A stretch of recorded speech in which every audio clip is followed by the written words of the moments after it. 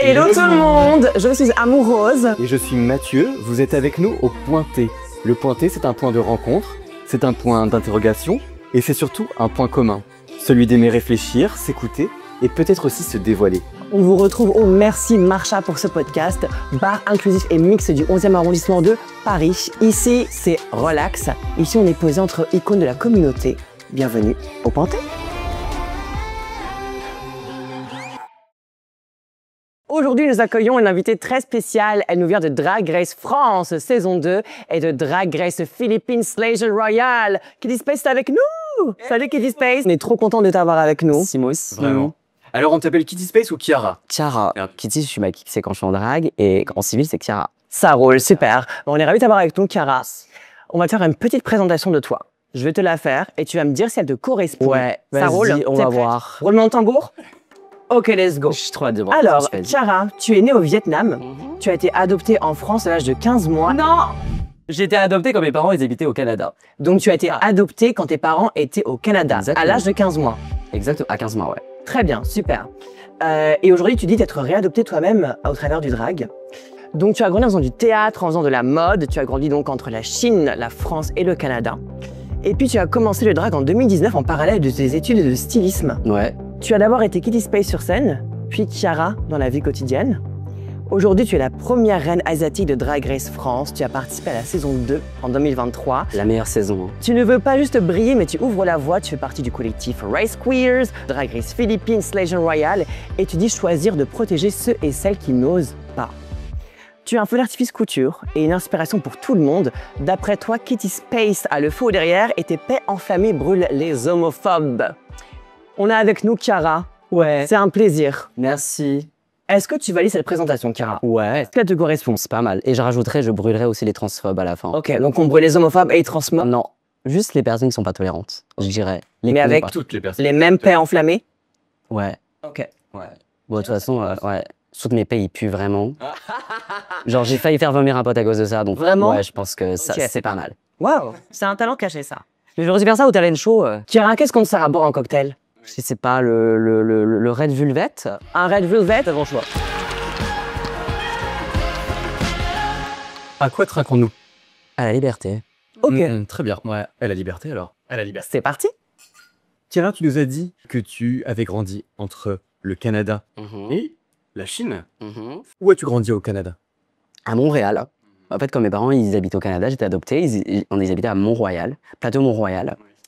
Et voilà, donc mes premiers pas dans la vie, c'était au Canada. Et après, on a redéménagé en France, après en Chine, après en France. Et j'avais oublié, je suis partie aussi à Londres toute seule pour bosser. Et après, je suis Wow. revenue en France. Magnifique. D'accord. Qu'est-ce que ça t'a apporté de tous ces voyages et tous ces endroits où tu as vécu? J'imagine que ça t'a forgé un petit peu. Bah, la personne que je suis aujourd'hui, c'est grâce à ça. Enfin, une ouverture d'esprit énorme, mon envie de voyager, mon envie de découvrir les gens.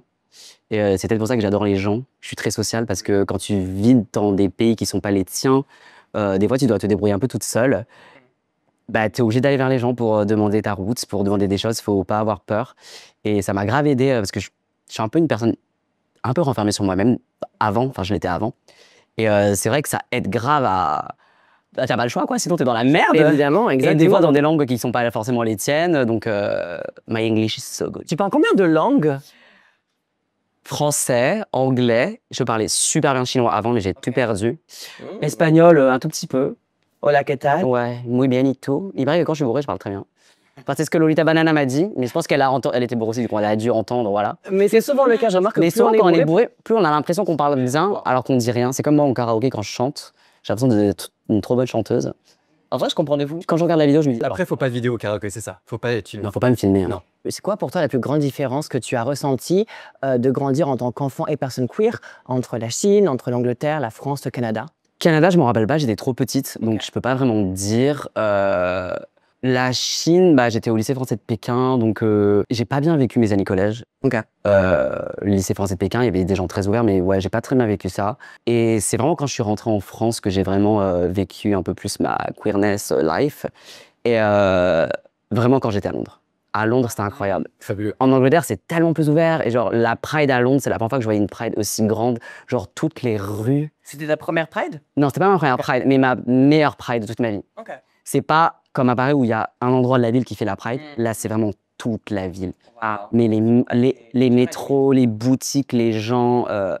Je crois que c'est la première fois de toute ma vie où je me trimballais en talons et en jupe dans la rue sans ressentir de la peur. Wow. Et ça, c'était vraiment incroyable. Ma première Pride, je crois que j'étais au lycée. Ok.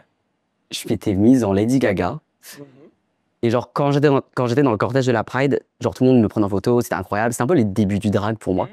Et mes sorties du truc de la Pride, enfin du parcours de la Pride, j'avais trop peur. Du coup, bah, j'ai enlevé les chaussures, j'ai enlevé tout, quoi. Mais tu as la sensation qu'en France, même encore aujourd'hui, il y a du coup voilà, ce manque d'ouverture d'esprit, par exemple, que ce soit un jour de Pride ou même ailleurs dans la rue, contrairement à par exemple ton expérience à Londres où du coup tout était hyper open. Je parle aussi avec mes racines asiatiques. Je trouve que moi, en tant que personne queer asiatique, je me sens pas forcément en sécurité tout le temps. Et maintenant, en tant que personne trans, je dirais pas que c'est pas safe, Ok. mais rien n'est acquis. C'est pas acquis. Même des fois, quand je rentre toute seule en Uber, des fois j'ai peur. I know. Tu te dis, t'es pas dans la rue, t'es safe dans une voiture. Non. Non. La première fois, c'est quand j'avais fait mon coming out trans, je me suis dit, vas-y, je sors en moi. Et je suis vraiment sortie pimpée en petite meuf et tout. J'étais trop contente. C'est la première fois que je m'assumais. Trop bien. Et le chauffeur Uber a pas été très... Voilà. Et c'est pour ça que je me dis, putain, on est quand même en France. Et c'est horrible de se dire que tu étais enfin toi à ce moment-là. Ouais, en fait, ça m'a un peu coupé l'euphorie, tu vois. Je me dis, putain, enfin, je m'assume en tant que femme, meuf trans, je sors avec mes potes, c'est génial. Et La réalité te rattrape. voilà, c'est ce que j'allais dire. En fait, tu dis, mais putain, merde, en fait, on a envie d'être soi-même, on est trop fiers, on se bat, mais tu te sens pas safe. Et par exemple, je te dis, toi-même, tu sais, c'est horrible de se dire, putain, on est libre, mais à la fois pas libre.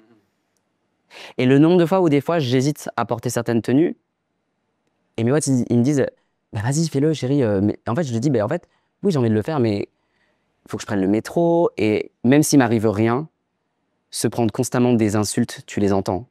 Même si tu fais genre que tu les entends pas, tu les entends. Et en fait faire tout un trajet en métro en entendant ça, bah c'est relou quoi. Et en fait du coup je me dis bah des fois au lieu de me pimper et de sortir en petite meuf, bah voilà, bah tu t'habilles un peu comme tout le monde pour un peu passer à la trappe, quoi, tu vois. Oui. C'est une façon de se protéger aussi, par contre. Mais oui, et en plus, comme, bah, tu vois, comme je commence ma transition, du coup, aux yeux de la société, je ne suis pas encore une femme, tu vois, genre.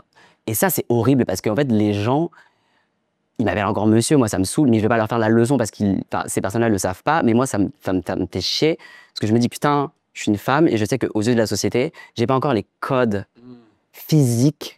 Et je suis en mode, mais en fait, pour être une femme, t'as pas forcément besoin d'avoir des gros seins et de pimper jusqu'au bout. En fait, être une femme, c'est ce qu'on est nous, en fait.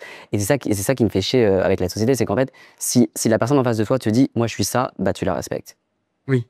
Bah bien sûr. Et les gens assument souvent avant même de connaître les gens en disant bonjour monsieur, bonjour madame. Exactement. Et assument l'identité de genre de la Exactement. personne sans la connaître. Qui es-tu pour juger de mon Exactement. identité enfin... Exactement. Et j'ai fait une très belle rencontre à Clermont, c'est une femme trans. Et elle me demandait comment ça allait. Je dis, bah moi je suis trop cool, depuis que je prends les hormones et tout, je suis trop heureuse. Et genre, de ouf. Et genre, elle me dit, bah moi je prends pas d'hormones, j'ai pas besoin de prendre d'hormones pour être une femme. Moi je me maquille, j'ai les cheveux longs, je mets des robes, je mets des jupes. Et j'ai trouvé ça trop bien. Je dis, bah en fait, oui, en fait, il y a pas un schéma de femme trans, chacun, ou d'homme trans, en fait, tu fais ce que tu veux. C'est ça. Et pour en arriver au fait que je pense que beaucoup de femmes trans ou de mecs trans a comme question, est-ce que tu vas faire opérer le bas? Et ça, je déteste ça, tu vois. Et en fait, genre, fuck off. En fait, chacun vit sa transidentité comme on a envie, en fait. Exactement. Tu fais ce que tu veux. C'est des questions qu'on ne pose pas à des personnes trans et les gens ne le savent pas. C'est de quoi ton prénom avant, quand est-ce que tu fais l'opération d'en bas, et alors ta famille. Enfin, c'est directement des questions que, dis-moi si tu es d'accord, les gens se permettent de poser parce qu'ils s'imaginent qu'étant donné qu'on vit notre vérité au quotidien, ils et elles peuvent s'y introduire et nous poser toutes les questions possibles et imaginables. Et en plus, quand t'es médiatisé, c'est encore pire. J'ose imaginer, ouais, j'ose imaginer. Et tu vois, par exemple, l'état civil, je l'ai pas encore fait parce que ça prend du temps et du coup, j'ai encore mon dead name. Et quand j'ai des bookings en dehors de Paris, on me demande pour les billets de train. Et du coup, je suis en mode. Et à chaque fois, c'est horrible parce que j'ai toujours l'impression de devoir me justifier. J'étais, bah, c'est mon dead name, s'il te plaît, et tout, machin. Et en vrai, les gens sont très bienveillants. Ils disent, t'inquiète pas, on regarde pas, on rentre ça et basta. il y a juste une personne une fois qui m'a dit « Ah, tu t'appelles comme ça ?» Et je suis en mode « Qu'est-ce que tu comprends pas dans le mot des names en fait ?» Et le soir, t'as augmenté la facture pour ça. Ah non, mais en fait, la personne n'a pas arrêté de m'appeler comme ça toute la soirée. En fait, alors déjà, je suis en Kitty Space, donc tu m'appelles Kitty Space. Et en fait, quel est ce nom en fait? Enfin, quel est ce nom? Dead name, tu comprends quoi? C'est mort. Et du coup, après, c'était pas forcément une indélicatesse, mais à la limite, pardon, à la limite, tu m'appelles Chiara parce que je suis en drague, c'est pas grave, c'est moi. Oui. Mais quand je suis en drague, je préfère qu'on m'appelle Kitty, tu vois. Mais que tu m'appelles avec mon dead name devant tout le monde. C'est important que tu parles de cette personne, se reconnaîtra si elle regarde. Tu parlais de quelque chose qui me touche aussi beaucoup, qui est de cette idée de s'effacer finalement. Tu nous en as parlé là, et aussi pour ton enfance. Et c'est le choix que font beaucoup de personnes queer, c'est finalement de s'effacer pour se protéger. Et c'est très dur. Et qu'est-ce que tu dirais à ces personnes-là? Tu me fais pleurer maintenant. Non, en vrai, c'est un truc. En vrai, non, je vais pas pleurer. Mais tu sais, quand tu es une personne adoptée, tu as déjà été abandonnée une fois. Et du coup, c'est très très dur d'être une personne queer dans une famille. Ma famille est ultra ouverte, j'adore mes parents. Enfin, ce n'est rien contre ce que je dis, je préfère ça parce que, voilà, que ce soit clair, hein, c'est pas une critique de ma famille, au contraire. Mais que tu as un peu l'impression d'être un ovni, donc en fait, tu as peur d'être rejeté parce que tu rentres pas dans leur case. Et du coup, bah, tu t'effaces. Je sais que, bah, à l'époque, j'avais des looks très extravagants, encore plus qu'aujourd'hui, parce que bah, tu as besoin de t'affirmer. J'adore la mode. Du coup, ouais, je portais des trucs qui, pour eux, étaient trop extravagants, des boucles d'oreilles, des trucs, c'était trop. Et ouais, souvent, on me disait, ah, ça choque, machin. Donc en fait, toi, tu t'effaces, tu dis, ok, pas de souci. Donc t'enlèves tout, tu mets des habits qui sont lambda, qui passent avec tout le monde, et tu t'effaces. Et quand tu es en drague, tu t'effaces aussi. Et c'est ce que Misty disait, et j'étais très contente qu'ils le mettent à la télé. Faut pas oublier que quand on est artiste à la télé, en fait, derrière le drag, derrière le maquillage, derrière la perruque, il y a des gens. Et faut pas l'oublier. Et Misty, ce qu'elle a dit, c'est très vrai. Moi, j'achète plus rien pour Chiara. Et depuis que j'ai fait mon coming out trans, j'ai très envie de m'acheter, tu vois, des petites robes pour moi, des petits trucs. Tout l'argent, il passe dans Kitty. Je comprends, oui. Je comprends. Indirectement, en plus, là, avec ce qui arrive, genre Legend Royal, encore une fois, c'est génial. Mais du coup, Chiara s'efface encore une fois, il faut être disponible pour les gens, il faut être disponible pour les fans, il faut répondre aux messages. Et ça arrive en même temps que ma transition et tout ça. Et c'est vrai que des fois, c'est pas facile à gérer. Et les gens, des fois, ils le comprennent pas forcément. Tu vois, ils te sautent dessus. Et c'est vrai qu'on s'efface. En tout cas, tu es Chiara aujourd'hui avec nous et c'est un honneur de t'avoir. Merci. Et tu as été donc Kitty Space, et tu es toujours Kitty Space, évidemment, sur Drag Race France saison 2. Où est-ce que tu étais, Chiara, quand tu as reçu l'appel pour Drag Race France saison 2? Ah, ok, mort de rire. Où est-ce que tu étais? Dis-nous tout. Il m'avait envoyé un mail, il m'avait dit on t'appelle très vite en fin de semaine. Lundi, je me dis, on va pas m'appeler un lundi quand même. Enfin, ils m'ont dit en fin de semaine, voilà. En vrai, je désespérais. Ou alors, je m'étais tout simplement dit, bah, je suis pas prise. Bichette. Et du coup, le soir, mon meilleur pote, il me dit, mon meilleur pote, grâce à qui je fais du drag d'ailleurs, il m'appelle, il me dit, bah, ça dit qu'on aille boire un verre après le taf. Je sais que t'as pas eu l'appel, on sait pas et tout, t'es stressé. Et je lui dis, bah, clairement, j'ai envie de passer du temps pour moi toute seule. Je vais me faire un petit resto toute seule. Je pense que c'est mort. Je commande mes plats. Et là, j'étais au resto. Et là, la meuf, elle m'appelle. C'est bon, t'es dedans. Et je me dis, what the fuck? Du coup, j'avais plus faim. Et je rappelle mon pote et je fais, bon, bah finalement, on va se boire un verre. Et je me suis bourré la gueule à gros pote. Évidemment, tu ne nous diras pas ce que tu ne peux pas nous dire. Mais en fonction de ce que tu peux nous dire, quel était ton meilleur souvenir dans Drag Race Philippines Legend Royal? J'ai voyagé en business pour la première fois. Ok. Très bien. 18 heures de vol. Insane. Allongé. 18 heures de c'est vol. la première fois que je voyageais en business. Non, blague à part, mon meilleur souvenir, je suis pas philippine, je suis vietnamienne.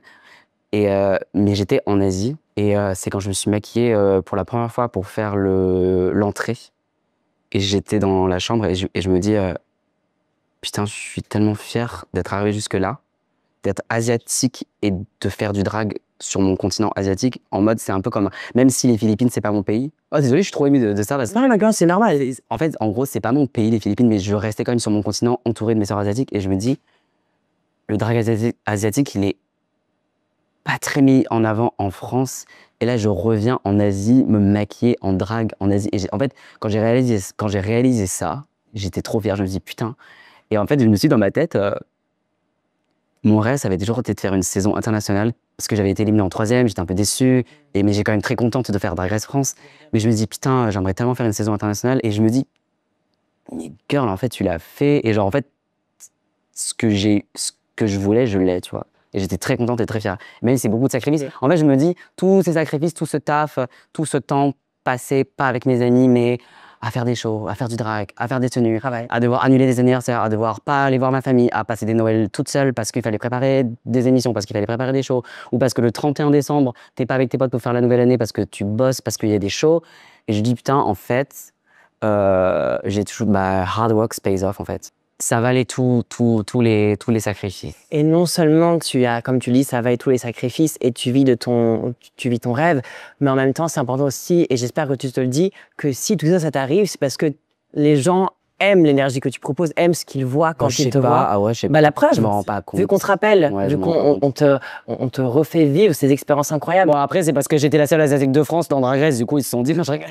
Well, je rigole. Mais évidemment, c'est comme une victoire que tu peux. Non, en vrai, c'est vrai, c'est une victoire, c'est vrai. Et j'ai toujours dit, tu vois, le drag, ça m'a gravé des. Enfin, c'est grâce au drag que j'ai fait mon coming out, trans, et bon, c'est aussi grâce à Moon et à mes sœurs de la saison 2, tu vois. Moon, elle m'a beaucoup aidé sur ça. Et Chiara, elle, le drag aussi. Enfin, en fait, moi, je sépare vraiment les deux, mais il n'y a pas l'une sans l'autre. Vous verrez dans la saison. Mais Kitty a beaucoup grandi depuis que Chiara s'assume en tant que femme trans et qu'elle l'a dit. Et d'ailleurs, pour info, avant-hier, le jour, c'est sorti mercredi. Le jour où c'est sorti, ma mère, elle m'a appelé. Et je pensais qu'elle avait vu l'interview et tout. Pas du tout, elle voulait juste prendre des nouvelles. Et elle m'a demandé comment ça allait, je lui ai dit et tout. Et j'ai fait mon coming out trans. Waouh. À ma mère. Alors, par téléphone parce qu'elle habite loin. Okay. Et elle a bien pris, en fait. Oh, wow, c'est trop et j'étais trop contente. Elle me genre encore au masculin et je lui ai dit, écoute, toi, c'est pas grave, maman, c'est normal. Toi, enfin, vous, j'accepte, c'est normal, tu vois. Mais elle m'a dit, on le savait déjà un petit peu. Je lui ai dit, bah oui, maman, je t'en ai parlé depuis que j'ai 9 ans, j'en parle de ça. Elle m'a dit, écoute, la seule chose que je veux, c'est que, est-ce que tu vois, en fait, elle m'a plus conseillé qu'autre chose. Et du coup, c'était trop mignon. Elle m'a dit, mais oui, est-ce que tu vois une bonne personne? Est-ce que tu vois un bon psy? Est-ce que tu as commencé le traitement? Et moi, elle m'a dit, si t'es heureuse, si t'es heureux, elle m'a genre au masculin, mais je vais me genre au féminin. Elle m'a dit, si t'es heureuse comme ça, voilà, si c'était bien comme ça, voilà, c'est ce qu'il a. Ah, j'étais trop contente. C'est très émouvant parce que j'avais trop peur. Il y a de l'amour, il y a beaucoup d'amour derrière. Et même si elle s'est trompée, ça se sent qu'il y avait de l'amour et c'est la base de. Ouais, et genre. Une évolution, ça c'est beau. C'est la première fois que en fait, j'étais tellement émue et ça m'a tellement fait du bien. Genre, la sortie de Philippines, j'ai reçu plein d'amour. Là, je faisais mon coming out trans à ma mère. Parce que dans Philippines, il y a des trucs, c'est pour ça. Mais je peux rien dire. Et c'est la première fois que je disais à ma mère que je l'aimais. Parce qu'en fait, j'ai reçu tellement d'amour de la part de ma mère que je me dis, moi, je vais lui dire aussi. Et à la fin, je lui dis, je t'aime. Et genre, elle savait pas comment réagir parce que c'est la première fois que je lui disais, tu vois. Mais genre, en fait, je me rends compte que quand tu reçois de l'amour, t'as envie d'en donner. Et toujours, que tu sois artiste, que tu sois pas artiste. C'est pour ça que, toi, tu sais aussi, quand on dit au public, quand vous criez, quand vous nous encouragez, quand vous faites yes, on reçoit de l'amour, on vous donne sur scène. Un public qui te regarde comme ça, t'as pas envie de leur donner. Parce que ouais, il faut de l'énergie. C'est ce que j'allais dire. Et l'énergie positive attire l'énergie positive. Oui. Et c'est pour ça que depuis que j'ai fait mon coming out trans, je veux que parce que j'étais en dépression, on le sait tous. Oui. On a besoin de famille choisie. Et genre, clairement, ça fait tellement du bien d'avoir des gens autour de soi qui sont positifs. Et même si des fois ça va pas, pour moi, c'est positif de dire que ça va pas. Parce que ça veut dire que tu demandes de l'aide et que tu as envie de t'en sortir. Les gens qui sont rageux, qui ne vont pas bien, mais qui font du mal aux autres parce qu'ils vont pas bien. À la poubelle. C'est pas bien, c'est trop négatif. Et moi, avant, j'osais pas dire que ça allait pas. C'est pour ça que je me renfermais. C'est pour ça que dans la saison 2, j'étais pas bien. Oui. J'étais pas bien. Ça se voyait. Même mes potes, même ma famille qui ont regardé, ils ont dit, mais c'est pas la personne qu'on connaît, c'est pas la personne drôle, c'est pas la personne qui fait rigoler. T'avais l'impression d'être trop. Et oui, j'étais trop dans ma tête parce que j'avais une dysphorie énorme. Et même ce que j'ai dit, j'avais dit que le drag m'avait appris à aimer mon corps de garçon à l'époque. Mais oui, c'est vrai qu'au bout d'un moment, tu te poses trop de questions. Tu te dis, mais putain, je suis drag, mais je suis un mec. Du coup, en fait, est-ce que le fait de vivre ma vie de drag m'aide à m'accepter en tant que garçon? En fait, un temps, tu te le poses. Et j'avais parlé à d'autres meufs trans qui font du drag. Elles m'ont dit, ouais, pareil. Il y a un moment, tu t'étais trop perdu, quoi. Oui. Et j'ai beaucoup parlé à Moon, et Moon, elle m'a dit, et en fait, j'ai dit, en fait, moi, si je pouvais rester en drague tout le temps, je le ferais. Et en fait, au final, pas en drague, mais en femme. Et en fait, tout ça, le cheminement, tu vois, tu te dis, et en fait, il y a Kitty, il y a Chiara, tu vois. C'est deux choses. C'est dur de faire la séparation. Hein. C'est très, très dur. C'est très, très dur. Et surtout qu'aux yeux des gens, je m'appelle Kitty parce que je suis à la télé. Et du coup, les gens dans la rue, oh Kitty, oh Kitty. Et des fois, c'est dur. Et des fois, je reprends, je dis, alors, je m'appelle Chiara, là, je suis pas en drague. S'il vous plaît, faites au moins l'effort de ça, de séparer. Mais je peux pas en vouloir. Aux yeux des gens, je m'appelle je m'appelle Kitty. Hein. Bien sûr. C'est hyper intéressant. Ça me touche parce que je sais que je ressens vraiment ce que tu dis. Mon nom de scène, c'est Amoureuse, mais souvent on m'appelle Rose. Et bon, soit je suis OK avec ça, mais parfois ça m'arrive de reprendre et dire non, non, là quand même c'est Amoureuse parce que tout le monde me connaît comme Rose. Donc je comprends vraiment ton parcours. Ouais. Et des fois, c'est l'inverse. Par exemple, quand j'ai fait mon coming out trans, bah, j'ai annoncé sur le post mon nom, je m'appelle Cara, tout ça. Et du coup, il y a plein de gens qui m'ont dit « Ah, mais du coup, tu changes de drag name, tu t'appelles plus Kitty ». Et du coup, tout le monde me taguait en tant que Cara. Et je leur dis « Alors non, non, je m'appelle Kitty Space. C'est juste mon nom civil, c'est Cara ». Et genre, c'est vrai que c'est un peu... Pour certaines personnes, c'était un peu confus parce que du coup, des gens, ils étaient en mode « Attends, du coup, c'est Kitty ou c'est Cara ?» Je dis « Bah, Cara, c'est mon nom civil, tu vois ». Et oui, ton coming out trans, c'était il y a un an tout pile, en juillet 2024. C'était le 2 juillet 2024. Est-ce qu'on te trinquerait pas à ça? C'était le 2 juillet 2024. Allez, à ton coming out, à ton anniversaire. Yes. Tu nous as parlé de l'importance d'être soutenu Oui. et aussi de choisir les gens qui nous entourent. Mhm. Comment est-ce qu'on arrive à choisir? Je ne sais pas si on arrive à choisir, mais en tout cas, comment est-ce qu'on arrive à dire non aussi aux personnes qu'on ne veut pas autour de nous? Moi, j'ai toujours dit qu'ils se ressemblent, s'assemblent. Et quand t'es bien avec toi-même, tu t'entoures de gens qui sont bien parce que t'as pas envie de négativité. Je dirais pas qu'on dit non, mais je vais pas forcément aller vers ces personnes-là ou je vais plus forcément donner de nouvelles de personnes qui pour moi ne m'apportent pas forcément des bonnes choses, tu vois. Et je vais pas dire un non catégorique parce que on sait jamais de quoi le monde est fait. Il y a peut-être des personnes qui changent et à ce stade-là de ma vie, il y a des gens qui sont pas dans ma vie et peut-être qu'il y a des gens qui seront dans ma vie plus tard et peut-être des gens aujourd'hui, tu vois. C'est super complexe à expliquer parce qu'en fait, on choisit pas ses amis. Je vais pas dire tiens toi demain tu seras ma pote. En fait tu as des atomes crochés avec des gens et tu te rends compte que ces gens-là sont formidables et je les remercierai jamais assez de ma famille choisie. Enfin je le dis, je vous dis merci à la caméra parce que voilà. Et je pense qu'elles ont fait la femme et la drague que je suis aujourd'hui et sans ces personnes-là, j'aurais jamais pu faire Drag Race France, j'aurais jamais pu faire Slégène Royale parce que la charge mentale est énorme, le temps de travail est énorme. Ils ont passé des nuits blanches entières avec moi pour se tracer, pour tout ça. Et moi, pareil, je leur rends l'appareil. Et j'aide pas mes amis parce qu'ils m'aident, j'aide parce que ça me fait plaisir. Et je pense qu'une famille choisie et une amitié sincère, tu fais pas les choses parce qu'on l'a fait pour toi. Tu le fais parce que tu as envie de le faire sans rien demander en retour. Et je sais que mes amis, quand ils m'ont aidé, j'étais un peu gêné. J'étais en mode, mais non, mais allez dormir, allez vous coucher. Non, on fait ça pour toi parce qu'on a envie de le faire. Et pareil, quand j'aide mes amis, mais moi, je serai toujours là pour mes amis. Hein. Et je le fais parce que j'ai envie de le faire.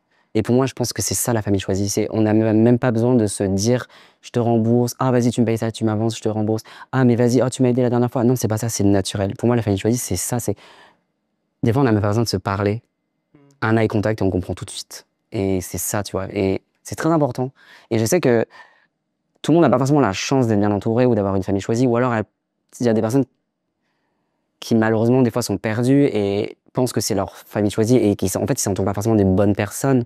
Et c'est pour ça que je vous dis, faites attention. Et pour la santé mentale, c'est très important. C'est très important.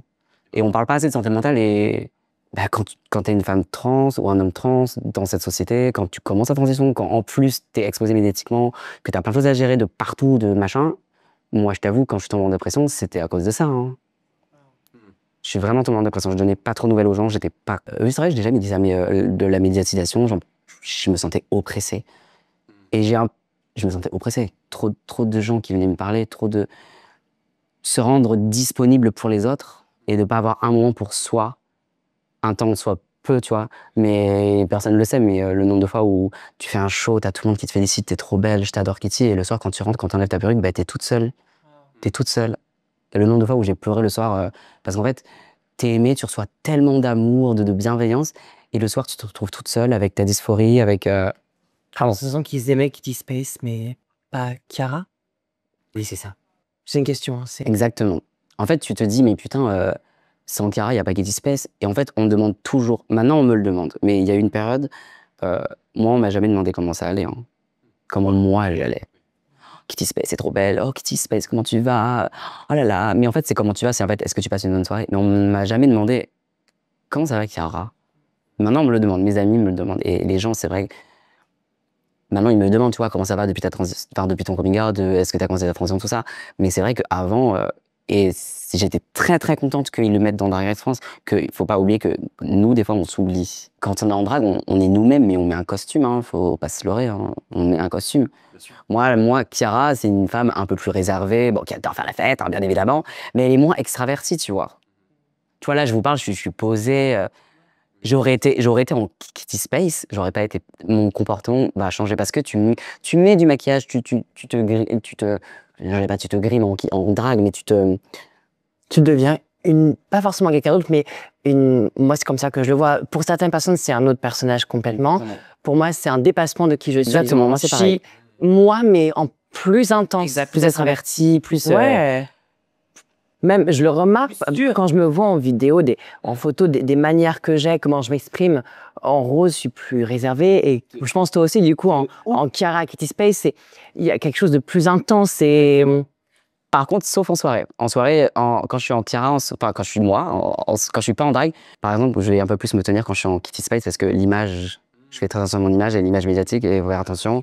Donc, ouais, il y a des comportements, voilà. Alors que quand je suis tranquille, en meuf, pas en drague, je me lâche un peu plus, qu'on va dire. on va parler de sujets d'actualité, Chiara, en continuant de parler de ton histoire.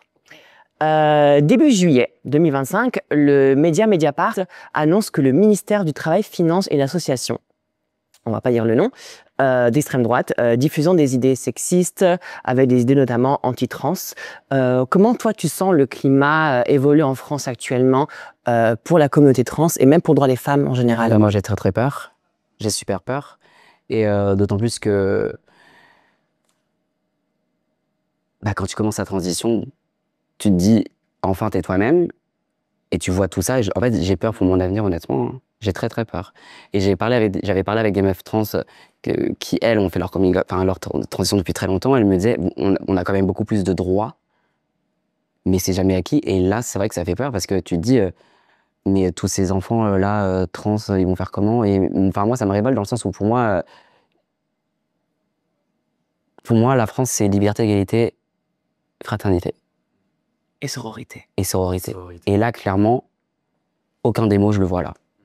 Et moi, clairement, je vous le cache pas, hein, je suis terrorisé. Hein.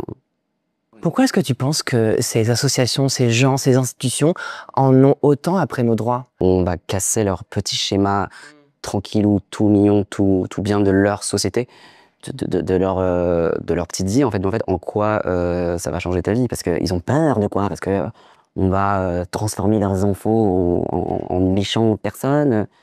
Non, enfin, c'est pas ça. Et je pense que la peur des gens rend idiot. Pour eux, c'est une peur de la différence qu'ils ont? C'est une peur de la différence et c'est surtout la peur qu'on casse leur petit schéma de train-train de société patriarcale, tout ce qu'ils veulent, tu vois. Je pense que c'est ça, la perversion. Tu sais, on a souvent... c'est indirectement du racisme. Pour moi, le racisme, c'est la peur de l'autre, la peur de l'étranger. Et nous, on est des étrangers, on est des étrangères, genre, c'est pas normal, des meufs trans, mais c'est contre nature. Mais en fait, moi, j'ai toujours dit, cette phrase est complètement stupide. Parce que ça veut rien dire être contre nature. On est dans la nature. Là, on est dans la nature. La ça nature existe. nous a fait comme Donc, tel. qu'est-ce qui est contre la nature? C'est ça que je déteste. C'est juste qu'ils ont peur qu'on leur petit train-train. Qu'est-ce que tu dirais à plein de personnes qui s'effacent ou qui ont peur de faire leur transition ou qui ont peur d'en parler simplement? Je leur dirais ne vous effacez pas parce que c'est leur donner raison. Et dans ma phrase, quand je fais mon coming out, j'ai dit je n'ai plus peur. Je n'ai plus peur d'être qui je suis, même si je suis terrorisé par ce qui se passe en ce moment. Je suis quand même très fier et il ne faut pas avoir peur parce que plus on s'efface, plus ça va être la montée de l'extrême droite, plus ça va être la montée de tout ça. Donc en fait, même si je suis terrorisé, j'en ai rien à foutre. J'en ai rien à foutre d'être qui je suis en fait. En fait, je m'en fous. En fait, allez-y. Je suis terrorisé, mais c'est pas grave. En fait, il faut pas leur montrer qu'ils ont raison, il faut pas leur montrer qu'on a peur. Même si on a peur. C'est pas grave. On y va. Alors Chiara, on va passer à la dernière partie de cette interview. Là, n'aie pas peur. N'aie pas peur. Qui est le tac au tac? Pourquoi le tac au tac? Parce que tu vas répondre du tac au tac. Simple, efficace. Efficace. Des questions courtes, des réponses courtes. 1, C'est parti. 2, 3, let's go. Une célébrité ou une icône qui a impacté Chiara? Lady Gaga. Une icône trans qui a impacté Chiara. Moon. Ton plus grand regret? De pas avoir dit attends, mes parents, je les aimais. Confiture ou pâte à tartiner? Pâte à tartiner, Quelle est ta plus belle victoire? mon parcours, ma vie, parce que j'ai accompli la même fois. Si tu pouvais avoir un super pouvoir, ce serait lequel? J'aimerais juste avoir une boule de cristal pour voir